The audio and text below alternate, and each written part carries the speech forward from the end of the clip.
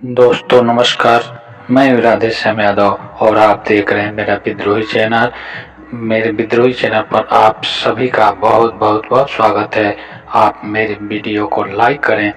मेरे चैनल को सब्सक्राइब करें और बेल आइकन दबाना न भूलें, जिससे जब भी नया वीडियो अपलोड करूं तो इसकी सूचना सबसे पहले आप तक पहुंचे। चलिए आज 24 नवंबर को एक ऐसे महापुरुष की शहीदी दिवस मनाई जाती है जिन्होंने धर्म की रक्षा के लिए अपना सब कुछ दांव पर लगाकर शहीद हो गए। जी हाँ, मैं बात कर रहा हूँ सिखों के गुरु तेग बहादुर, जिन्होंने धर्म की रक्षा के लिए वह कर दिखाया जो साधारण आदमी करने से कतराता है। साधारण आदमी जो जिम्मेदारियां लेने से कतराता है, उसे इस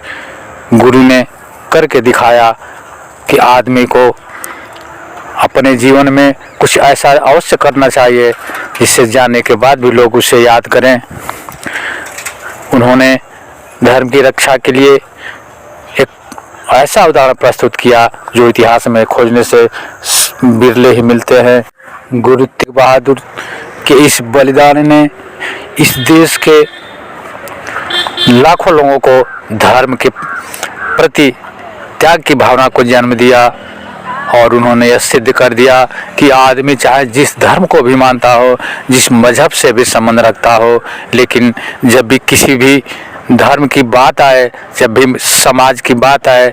जब भी लोगों को एकजुट करने की बात आए, तो उन्हें एकजुट होना चाहिए, एकजुट हो करके मुकाबला करना चाहिए और कभी भी अत्याचार के खिलाफ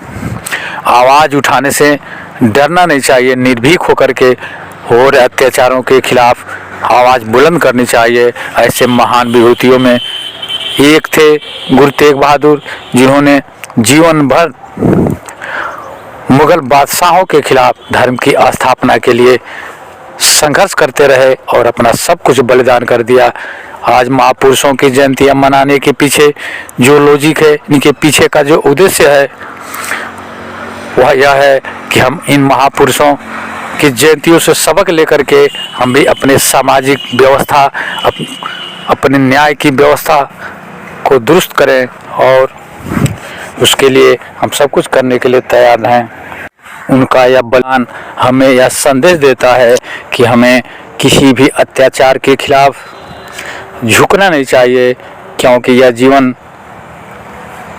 अगर मिला है तो जीवन का उपयोग देश, काल और समाज के लिए किया जाना चाहिए, क्योंकि इस जीवन के ऊपर समाज का अधिकार है, इस मातृभूमि का अधिकार है और इस जिस देश में हम रहते हैं उस देश के एक एक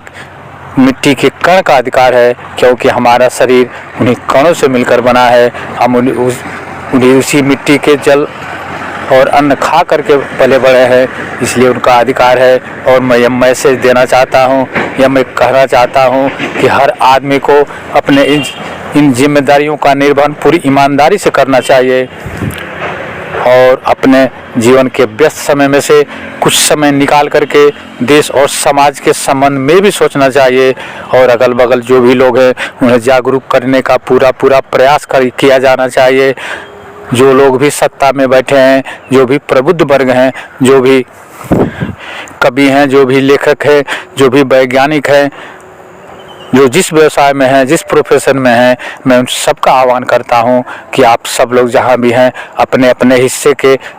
भारत का निर्माण करना शुरू कर दें, अपने अपने जिम्मेदारियों का निर्वहन पूरी ईमानदारी और निष्ठा से करना शुरू कर दें। अगर देश का हर नागरिक, देश का हर व्यक्ति अपनी अपनी जिम्मेदारियों का निर्वाह पूरी ईमानदारी से करने लगे तो उसके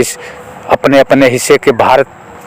का निर्माण शुरू हो जाएगा और तब वह दिन बहुत अधिक दूर नहीं होगा जब भारत एक समृद्धशाली और संपन्न देश बन जाएगा। और दुनिया में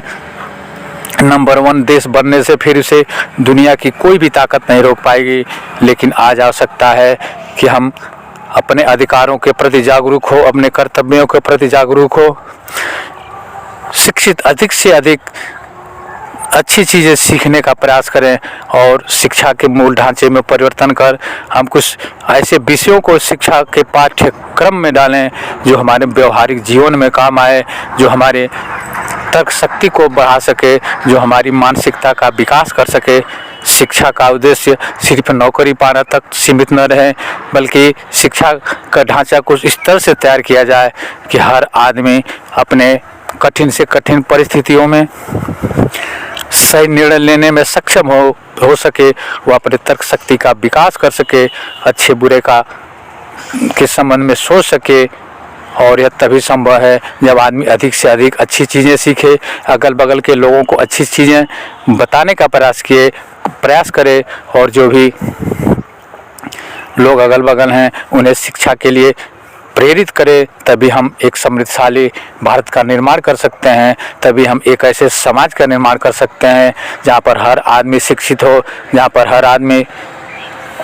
सुरक्षित हो, जहाँ पर हर आदमी स्वस्थ हो, जहाँ पर हर आदमी अपनी मानसिकता का विकास कर सके और हर आदमी के अंदर अपने एक देश प्रेम की भावना, राष्ट्रवाद की भावना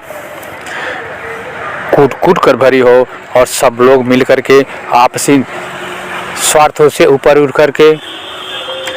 देश और समाज के लिए सोच करके इस देश को आगे बढ़ा सकें। क्षेत्रवाद, जातिवाद, संप्रदायवाद, भाई भतीजावाद, परिवारवाद से ऊपर उठ करके एक ऐसे राष्ट्र के निर्माण में अपनी महत्वपूर्ण भूमिका अदा कर सकें जिस देश का हर नागरिक सुख और समृद्धि हो, जिस समाज में हर आदमी को न्याय मिले, जहाँ पर कोई किसी से द्वेष न करे, जहाँ पर ऊंच और नीच का भेदभाव न हो, जहाँ पर अमीरी और गरीबी की खाई न हो, जहाँ पर कोई भी व्यक्ति अपने को असुरक्षित महसूस न करे, जहाँ पर कोई स्वास्थ्य के अभाव में दम न तोड़े, जहाँ कोई भी आदमी भूखे न सोए। इस देश में आर्थिक स्थिति इस तरह से बनाई जाए कि कोई भी आदमी गरीब न रहे, कोई एक भी घर इस देश में एक भी घर ऐसा न रहे जिस घर में चूल्हा न जल सके। जब तक इस देश का एक भी आदमी, जब तक इस देश के एक भी परिवार में भूखमरी है, जब तक एक भी परिवार 140 करोड़ की आबादी में एक भी परिवार ऐसा है जिसके घर में 2 वक्त चूल्हे नहीं जलते, तब तक इस देश को समृद्धशाली देश बना पाना संभव नहीं है। जब तक इस देश का हर आदमी,